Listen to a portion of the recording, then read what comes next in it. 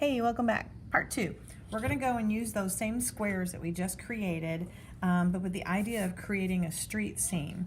So on your fresh paper, or flip your paper over from the two square boxes, the 2-point square boxes, and use a new side. We're going to start with a horizon line again. We have our A vanishing point. We have our B vanishing point. Okay. And we're all set and ready to go. We're going to make a building kind of right at eye level. And I want you to go just left. Come over here. Don't go right in the center, but come over to the left a little bit and maybe make a good 3 to 4 inch line. I'm going to make mine smaller. I'm a slightly smaller paper than you are. But divide that sort of 4-inch section into half. So that half of it is kind of, again, down on the bottom of the ground, because buildings are on the ground, right? They don't typically float around the top of us. And then part of that building is above our eye level.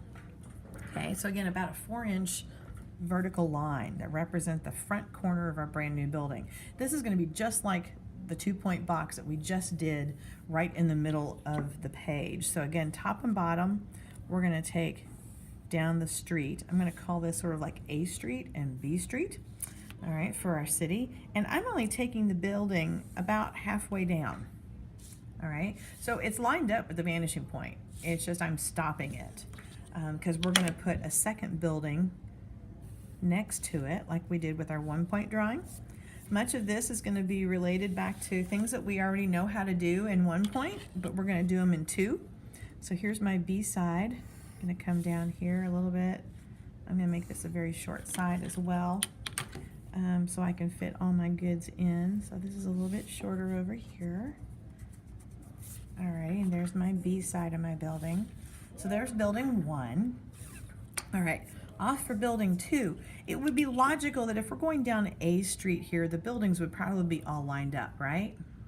So I'm going to line my ruler back up at the bottom of my first building, back up to my A vanishing point, and I'm going to put a little dot just after my building. I'm going to leave a little bit of space because we're making an alley where nothing's going to be. So I made a little dot on the ground, and this is where my next little building is going to grow up from. Well, we started with a vertical here. That means from here up, I need a vertical for building number 2. So here we go. I'm going to make him taller. Capture that. So again, from the bottom of this building, I just left a little space, put a little dot, and that's where I started my new vertical for my building. So the bottom obviously needs to head towards the vanishing point. I'm not going to touch it, but I'm angling down toward it. It would look silly if I scrunched all the way down, sort of illogical actually. So I'm going to finish that building off with a vertical. Okay, and then I'm going to come down to my B side. Well, my B side is going to go down the alley, isn't it? Until I hit my building. And then this one up here is going to go until I want to stop it. And I think I'm going to stop mine with a vertical here, just to kind of give the illusion there's a back wall to my building. So here's my A and my B of building number 2. All right. Now we need some doors and windows. So let's start with sort of a basic door over here. We did a big garage door, if you recall, in the 1-point drawing. So I'm going to do a garage door again. So the doors are still vertical. The top of the door, however, is going to go to the A vanishing point. Why? I'm on an A wall. If I'm on a B wall, it would go down to B. Make sense? Okay.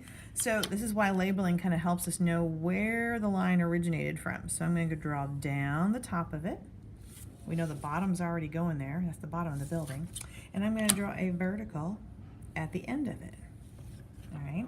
Now, we drew some inside depth, some shadow boxing sort of that door, that it was a garage door set in a little bit.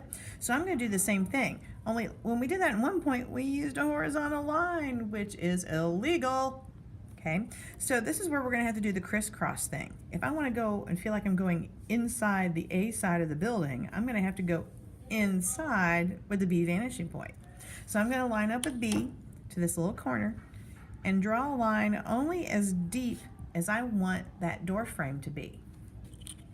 Then I'm going to come back with my vertical. So there's my B. Okay. I have a new corner down here that I need to show the bottom of my garage door. And my garage door is on an A wall, so I need to follow the A vanishing point. Looky there. Okay. Now, we also made some lines. Some people made lines for their garage door, and if you do, it's just like we did in the 1 point world, that it's going to continue going to this 1 point, which is the A vanishing point. So as long as you're on that side, you continue to use that vanishing point for anything that needs to show the length on that side.